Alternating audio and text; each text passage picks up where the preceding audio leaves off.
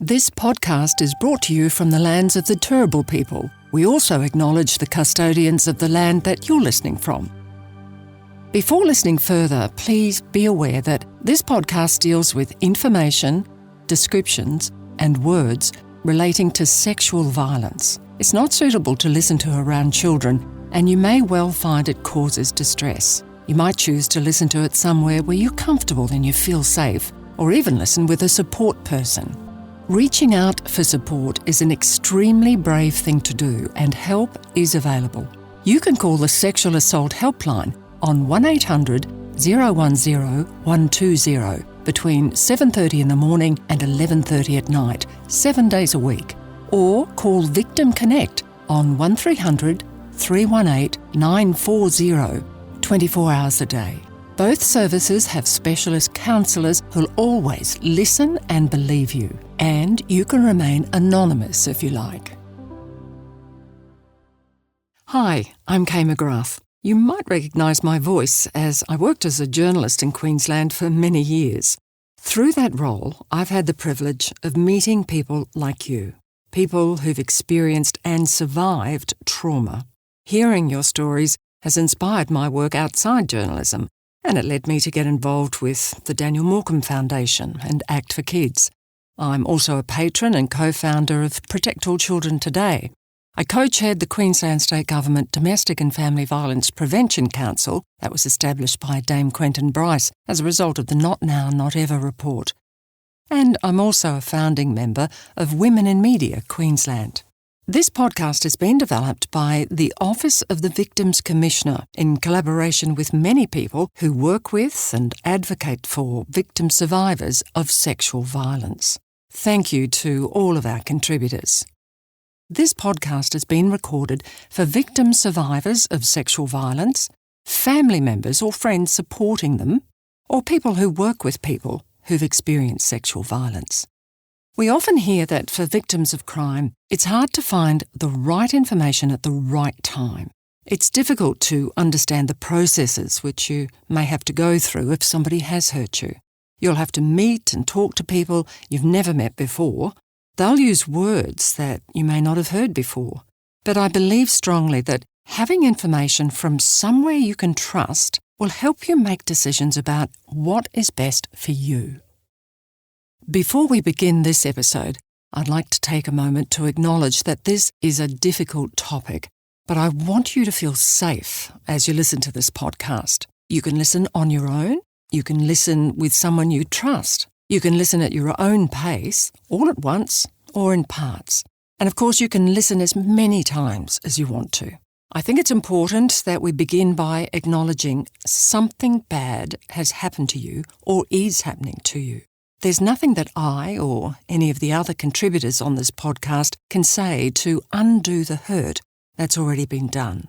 Please know the information included in this podcast is to help you seek help or report the violence. It won't take the place of professional support from experienced and qualified support workers or legal advice from lawyers. And let's acknowledge that you may feel nervous or scared. Dealing with the police and the courts can be scary and frustrating. I think it's important we understand the legal system in Queensland is built on processes, not on personal experience. It's important to remember that victims all have different experiences and stories, which can leave people feeling like no one understands their hurt or that no one is listening to them. Your experience of hurt may have been caused by someone you know, someone you've had or are still in a relationship with. You may not have even realised that you've been hurt until you shared your experience with someone else. You may have been very young and not understood what was happening to you. You may have blocked it out, tried to forget because remembering is just too painful. Your trauma may have led you to make decisions that you might not have made otherwise. You might have used drugs or alcohol to manage your feelings.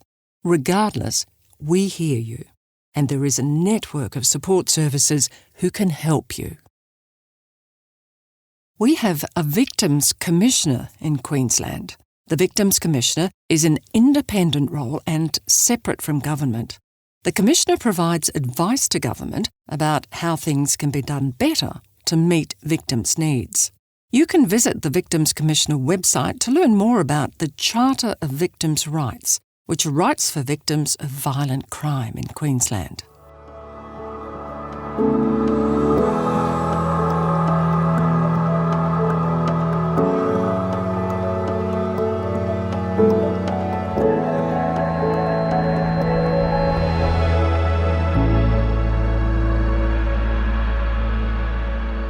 I'd like to introduce Zoe. She's a very experienced police detective who has been working with people who've experienced sexual violence. She'll be talking to us today about reporting sexual violence to police. Zoe, thank you so much for joining us today. Can you tell us, first of all, just a little bit about you?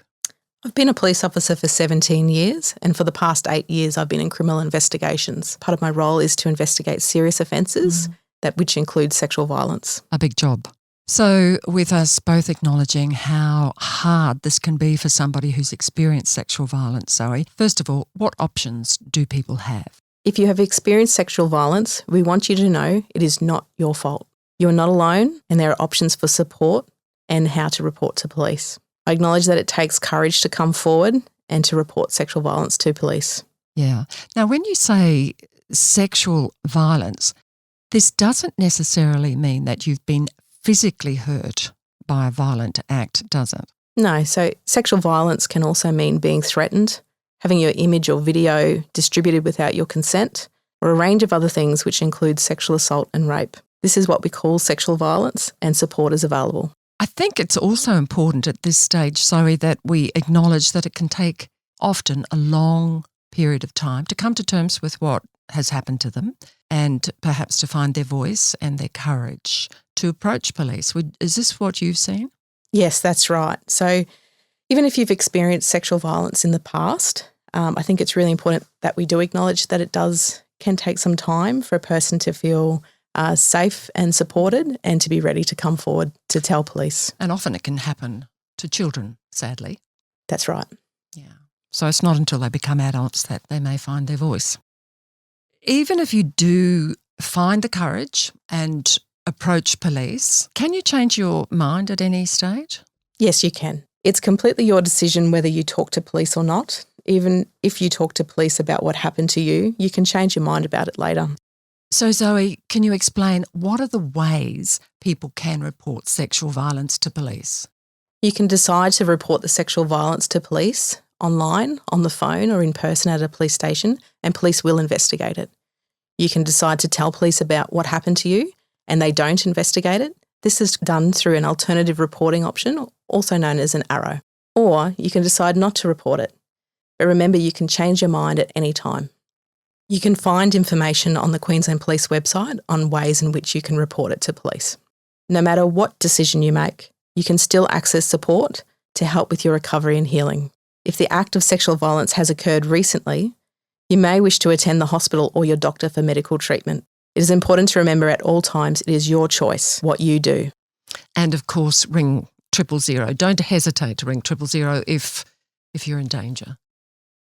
Zoe, if you choose to present at hospital, you've been injured and you go to the hospital, or even if you go to your GP, does that mean that police become automatically involved? No, it doesn't. It's up to the victim survivor if police are involved, and it's completely their choice. Just because they've gone to get medical attention for this doesn't mean that police need to be involved. If you've been hurt or have physical injuries, it is important to have them treated by the emergency department or a doctor. You can go to the hospital or your doctor to seek advice and support, even if you don't have any injuries from the sexual violence. Your doctor or the emergency department might give you the option of having a forensic medical examination to collect evidence from your body. So a forensic medical exam is quite different to actually receiving medical treatment. Is that right? That's right. A forensic medical exam is a physical examination conducted by a qualified medical officer. The exam is to collect evidence from your body. They will talk to you about the process and they will ask for your consent before anything is conducted.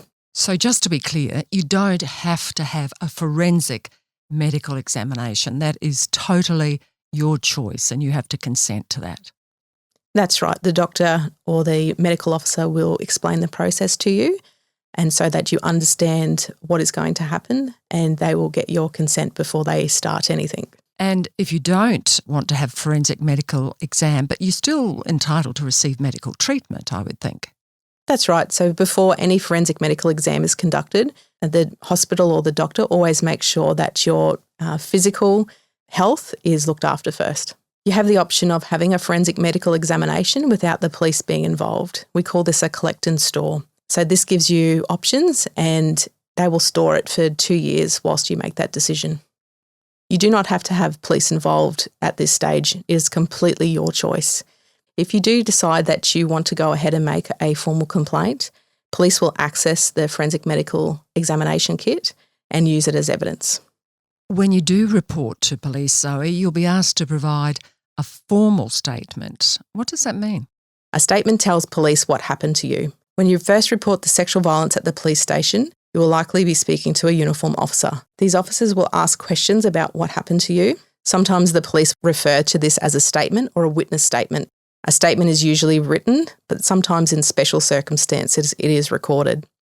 A formal written statement will be required to progress an investigation. If you choose not to provide a statement to police, this means that the police will not investigate what happened to you. Your safety is their first priority. If the incident happened recently, they may wish to take you to the hospital to treat injuries you may have. They may even talk to you about a forensic medical examination. Giving a statement to police can be difficult, and you can ask to take breaks whenever you need. And Zoe, what are some of the questions that they might ask you? Questions they might ask would be, what happened? When did it happen? Where did it happen? And do you know the person involved in the sexual violence? Once sexual violence has been formally reported to us, we will begin an investigation. At this stage, you may speak to officers who are not in uniform. These officers are investigators or detectives. They will still have police ID and you can ask to see it. We may repeat the same questions, but we want to make sure that we have the information correct. These questions are not designed to re-traumatise you, but designed to assist with investigations and gain an appreciation of the whole story. It does sound a little stressful, Zoe. How long would this process take? The timeframe depends on a number of factors, including if medical treatment is required, and also consideration to the nature and duration of the offending. When you talk to police, you can have a support person with you. If your support person is a witness to the incident or you have told them about what happened before telling police, we may need to get a statement from them. So, Zoe, what other sorts of things might they want to know? Details of anyone who might have been present during the event, or if they were there before or after the event. Any details of the person who committed the sexual violence. You may not know who they are, but you might have certain details about them, like their Tinder profile or their social media account. Some of the questions being asked can be incredibly personal and could be difficult to answer. Questions like your recent sexual activity or if you've consumed alcohol or drug use. These sorts of questions could feel a bit confronting, but why do they need to be asked? We ask these questions so that we can have a full appreciation of the whole story and to assist the investigation. The questions aren't designed to blame you, it's just to help to assist with the investigation. We ask these kinds of questions to help identify and collect evidence. We use this evidence to help corroborate your statement. You should be treated with respect, compassion and dignity throughout the process, as is your right under the Charter of Victims' Rights. If you are not, you have a right to make a complaint by contacting the Queensland Police or the Office of Victims Commissioner. We are there to support the victim survivor and gather as much evidence as we can, and asking these questions is a part of that process. Now, if the person who committed the violence was somebody you were in a relationship, perhaps even a family member, what does that involve, Zoe? So this could be domestic violence, and we would investigate the domestic violence. This could also mean that we would put in a police protection notice. A protection notice or protection orders, what do they entail? If police believe domestic violence has occurred, we must take action to protect the victim, also known as an aggrieved. This could include issuing a police protection notice to the offender. This person is also known as the respondent. The police protection notice could require the respondent to be of good behaviour and not commit domestic violence against the aggrieved. and may include other conditions to protect the aggrieved, including preventing contact or approaching within a certain distance of a premises. A person's given a statement, a formal statement, and perhaps there's a protection order in place. What happens next?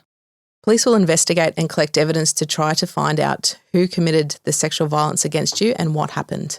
Police may contact people who know information about what happened to you to help with the investigation. This might be people who knew something about it when it was happening, or before, or after it occurred. This could also include people that you have told about what happened. The police investigation might explore a number of avenues, Zoe, is that right? That's right. So we would identify places of interest to the investigation, such as where it happened, collect evidence and take photographs, and find and talk to witnesses, look at CCTV footage, computers or electronic devices. They may even ask to look at your phone. There may be, if the person is known to the victim survivor, there may be messages on their phone between them. So we may ask the victim survivor to see those messages and get a copy of them. If the sexual violence was physical, we may take photographs of any injuries. They may ask for the clothes you were wearing for examination, and we would consider in some circumstances whether a forensic medical examination is appropriate. You can tell police if you've already had a forensic medical examination. And all throughout this process, you have a choice whether you will have a photo taken or allow police to confiscate clothes as evidence. Tell us about the process if police do want to take photographs.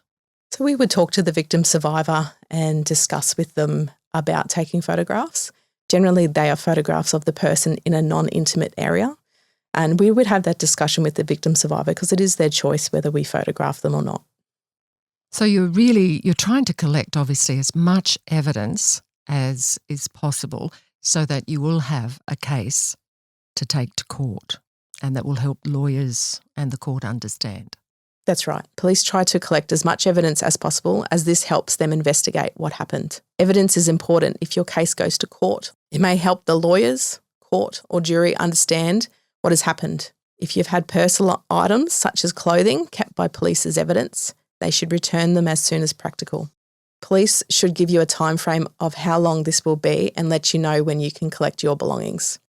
If police actually identify the offender, will they approach that person? Yes, so during an investigation, police might try to ask the person who they suspect committed the sexual violence questions in an interview.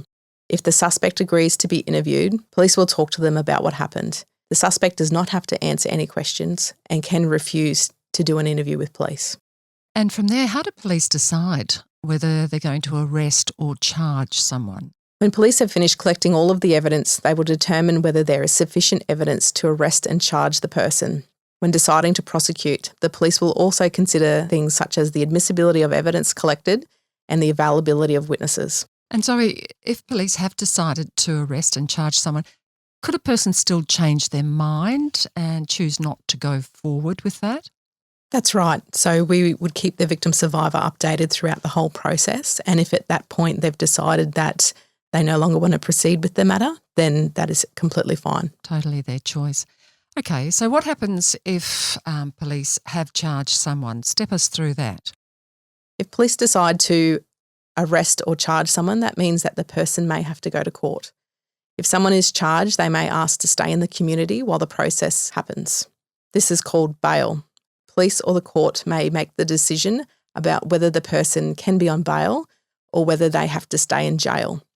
If the person has to stay in jail while the court process happens, this is called remanded in custody. You have the right to know whether a person is on bail or in jail. What happens, Zoe, if police don't charge anyone, if there's insufficient evidence? So even when there's insufficient evidence, it doesn't mean that we don't believe the victim survivor. It just means that we don't have sufficient evidence to proceed to court. So we will speak with the victim survivor and we will inform them of this and let them know where the investigation's at.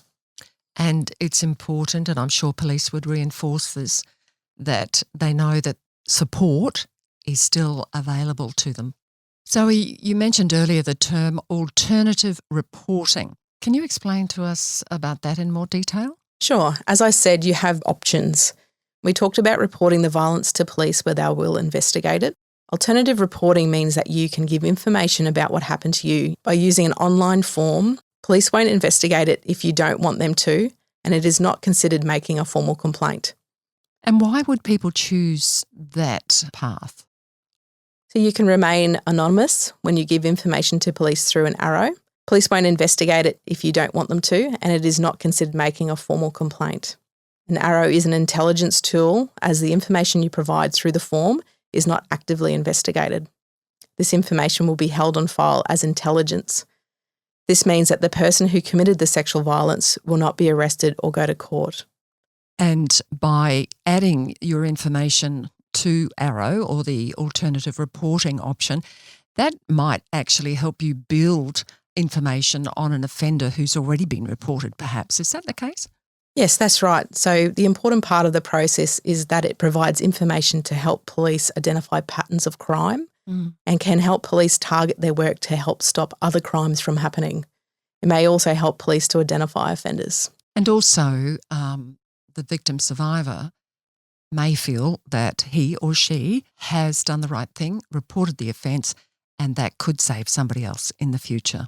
That's right. The information they provide might help another victim survivor who's made a complaint to police, and it might provide the information that police needed to help identify the offender.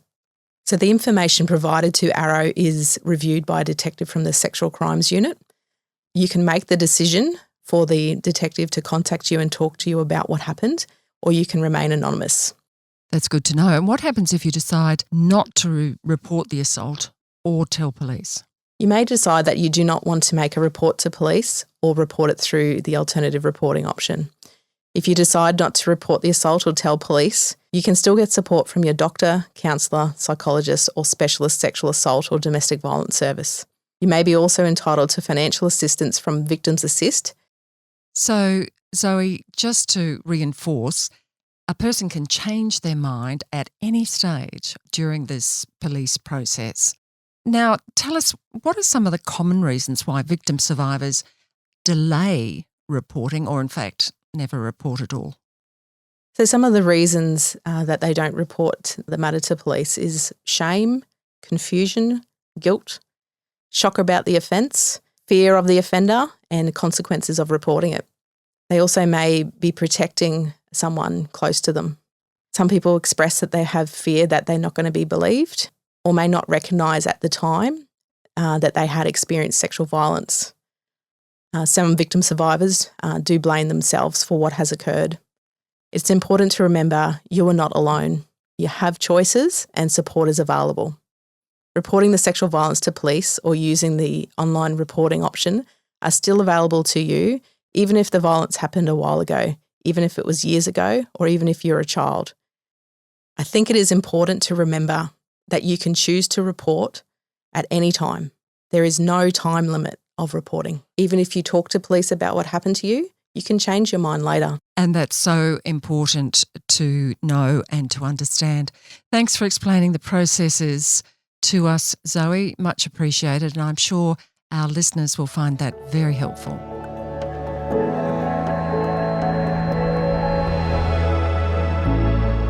Victims of violent crime in Queensland have rights. You're a victim if someone has hurt you. You've experienced sexual violence.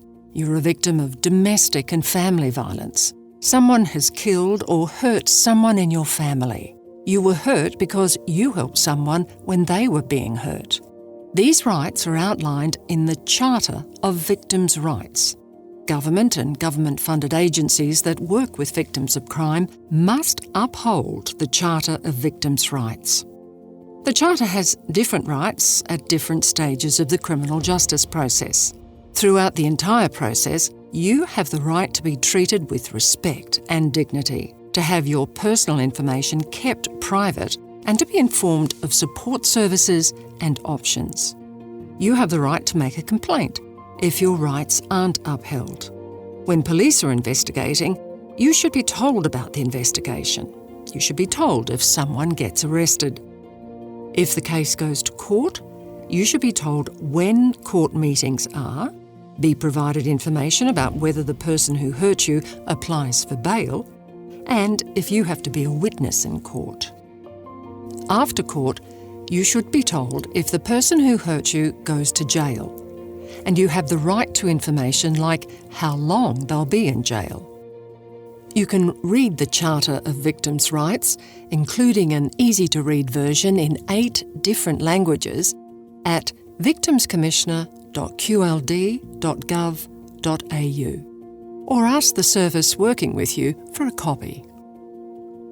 If the person who used sexual violence against you was someone you were in a relationship with, a family member, or someone who's caring for you, you might be experiencing domestic or family violence. Support is available for people experiencing domestic and family violence. You can talk to police or talk to a support service. Police or support services can help you apply for a domestic violence order. A domestic violence order is a legal document. It tells someone not to hurt, threaten, coerce, or scare another person they're in a relationship with, or were in a relationship with, or a family member.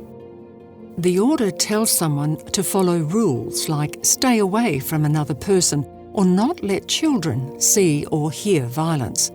If you're in immediate danger, call 000. And if you'd like more information or support, call 1-800-RESPECT on 1-800-737-732. I hope you found this episode informative and useful. In our next episode, we'll be discussing the court process in more detail. Feel free to keep listening, or if you need to take a break and come back later, that's fine too. This content can be distressing, so please remember to take time to speak to a trusted friend or a counsellor and check in with yourself. Take care, and I'll speak to you soon.